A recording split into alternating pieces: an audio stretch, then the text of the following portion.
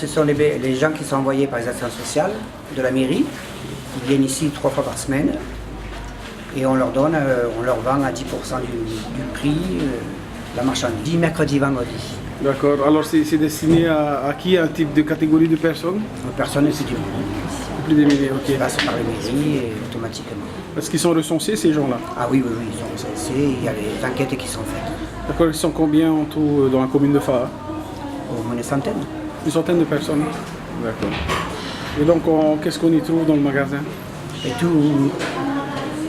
toutes les denrées nécessaires au bas de gamme. C'est-à-dire tous les produits les plus nécessaires. Donc ça veut dire qu'un produit à 1000 francs dans un magasin, il est vendu ici à 100 francs. Voilà. Ok. Et qui c'est qui comble le... C'est la Croix-Rouge. Et le pays. Grâce aux subventions. Avec Yannick, si vous pouvez aller plus loin.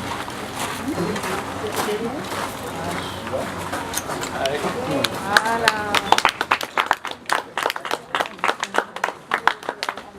Donc en fait, par rapport à ce panneau, on a voulu donner une dénomination pour le centre tout entier. Donc en fait, le nom qui nous paraissait le mieux adapté, c'était Puotera no Faha, qui allie justement le projet de vestibotique et l'épicerie solidaire. Voilà. Ensuite, on va continuer avec le panneau de la Croix-Rouge. C'est le plus beau magasin de Faha. Et le moins cher. C'est ça, le moins cher.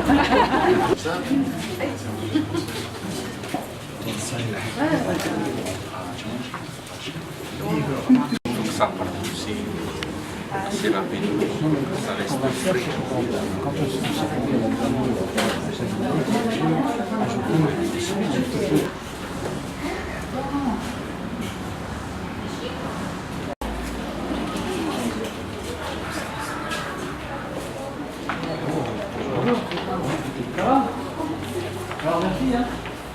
Je m'appelle Mauri Tessoto. Alors Mauri, tu es engagé également dans le travail bénévole ici au sein de la Croix-Rouge. Est-ce que tu peux nous expliquer un peu cet engagement que tu as pris?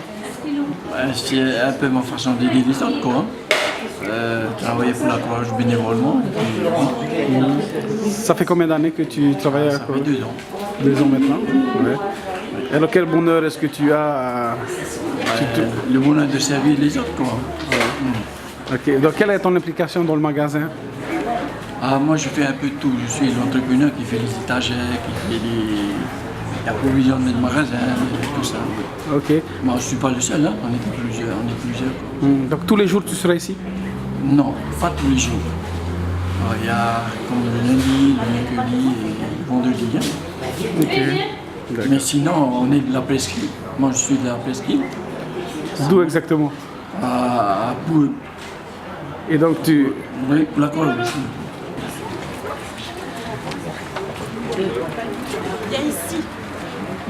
Donc en fait, ici, c'est vraiment l'endroit dédié à l'épicerie solidaire et ça sera, c'est plus indicatif pour les familles. Les plus nécessiteuses et qui sont orientées vers les travailleurs sociaux, les familles sinistrées. Donc, dont les services sociaux ont repéré qu'ils avaient de gros problèmes vestimentaires. Donc, ceux-là pourront bénéficier de dons gratuits. Et comme ça, pour les gens de droite, ceux qui bénéficient pas de droite, ça fera là. Oui. Donc, il y aura deux catégories d'offres.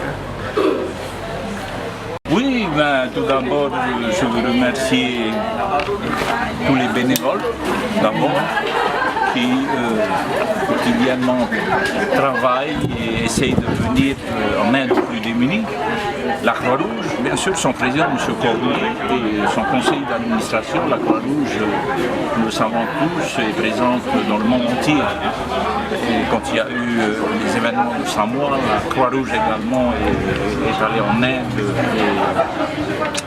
Elle est présente, je dirais, partout. Et donc, avec toute cette bonne volonté, nous avons réussi à monter cette épicerie sociale. Et je pense que c'est une bonne chose pour les plus démunis de notre société. Il y en a. Mais il y a aussi toute une éducation derrière tout ça, parce que bon, il ne s'agit pas d'assister pour assister, il y a une éducation derrière tout ça. Apprendre à ces familles-là à gérer, même le minimum qu'ils ont. Et ensuite, leur dire également qu'il y a autre chose, hein, qu'on peut sortir de cette situation. On peut quand on veut, hein, il faut vouloir d'abord. Quand il y a de la volonté, on peut toujours. Et ensuite, il y a aussi une boutique vestimentaire, je dirais surtout pour les enfants, les mamans qui n'ont pas de travail. Sur le plan social, je pense que le gouvernement a beaucoup fait. Nous avons pensé d'abord aux plus démunis, c'est-à-dire une famille où il y a une maman et un enfant, où il n'y a pas de travail. Donc il y a une allocation, la première fois qui a été prévue, on en avait parlé, on n'a jamais eu le temps de le faire. Bon, j'espérais que tout le monde allait soutenir cette initiative, ça n'a pas été le cas, mais ça a été fait. Bon, ensuite, pour les jeunes qui traînent, qui n'ont pas d'emploi, je vous rappelle encore une fois, hein, aux gens qui ont un bon salaire, qui ont de bons revenus, ils peuvent temporairement embaucher des jeunes qui traînent, garçons ou filles, avec le CPS qu'on a mis en place, c'est-à-dire le chèque service au particulier, le CSP. Et bon, ensuite, nous avons les programmes de développement de notre pays, des investissements qui sont restés bloqués parce que bon, on attendait la participation de l'État et le gouvernement Sarkozy a tout fait pour empêcher que le gouvernement investisse dans notre pays, mais depuis l'élection de François Hollande, je dirais que tout est prêt. Les autorisations d'engagement, les appels d'offres sont en place, donc ces grands travaux d'investissement, voirie ou d'aménagement vont bientôt démarrer parce qu'il y a plusieurs milliards d'investissements à faire dans notre pays. Moi j'avais beaucoup misé là-dessus au début, surtout les importateurs. On s'aperçoit que finalement ils ne jettent pas grand-chose qui n'est pas périmé. Ah oui, donc en fait c'est arrivé en date limite de consommation. Ouais, donc on ne peut pas les prendre.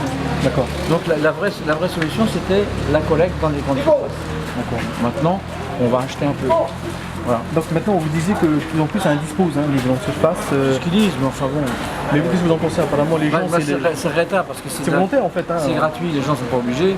Et puis ils font leurs courses, ils achètent une bouteille d'huile, une boîte de conserve de poisson et puis c'est tout. C'est pas un lobbying en fait, ouais, bien sûr. Ouais. Puis on leur donne un petit flyer au début, on met des produits dont on a besoin, ils achètent ce qu'ils veulent, ils n'achètent pas d'ailleurs. Je trouvais que c'était bien parce que c'était un geste des gens qui ont moins de problèmes que ceux qu'on approvisionne. Alors maître, non, mais on a déjà les gens de Phare qui viennent à Papeete. D'accord. Parce que les services sociaux de la commune de Phare sont actifs. Hein. Quand il y a des gens qui ont besoin, ils remplissent la fiche et nous on les reçoit à Papeete. Bon, à mon avis, maintenant on va les recevoir là et ça va susciter forcément un appel parce qu'il y a des gens qui ont besoin et comme c'est prêt, ils viendront. D'accord. Mais avec ce que vous avez là, vous pouvez aider combien de familles?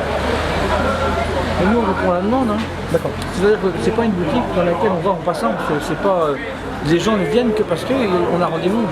Parce qu'ils sont envoyés par les affaires sociales, on les reçoit individuellement. Hein, ils font le tour du magasin, ils regardent les prix, ils regardent ce qui les intéresse, et puis après on fait le panier en fonction de la consistance de la famille. S'ils sont 6, c'est 6, s'ils sont 3, c'est 3, ils ont un panier qui correspond à ça, et qui correspond à peu près à 2 semaines de produits pour la nécessité.